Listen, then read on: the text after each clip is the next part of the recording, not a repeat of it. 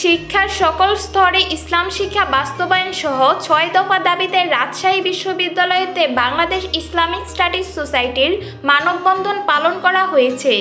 সোমবার সকাল 10:30টায় রাজশাহী বিশ্ববিদ্যালয়ের কেন্দ্রীয় লাইব্রেরির সামনে এ মানববন্ধন কর্মসূচি পালন করা হয়। মানববন্ধনে প্রধান অতিথি হিসেবে উপস্থিত ছিলেন রাজশাহী বিশ্ববিদ্যালয়ের ইসলামিক স্টাডিজ বিভাগের প্রফেসর ডক্টর আসাদুজ্জামান। উপস্থিত ছিলেন ইসলামিক স্টাডিজ বিভাগের professor doctor AKM Abdul Latif, chairman professor doctor Ashrafuzzaman, professor doctor Abdullah Al Mamun ও প্রফেসর ডক্টর বারকুল্লাহ বিন দূর সহ শিক্ষকবৃন্দ।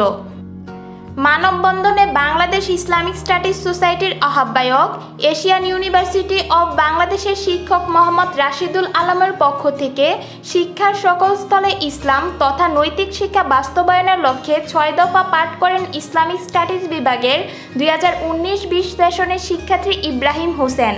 প্রধান অতিথি বক্তব্য প্রদানকালে ৬ দফা দাবির সাথে একান্ততা ঘোষণা করে প্রফেসর ডক্টর আসাদুজ্জামান বলেন, অত্যন্ত সুকৌশলে ইসলাম শিক্ষাকে ধ্বংস করে দেওয়া হয়েছে।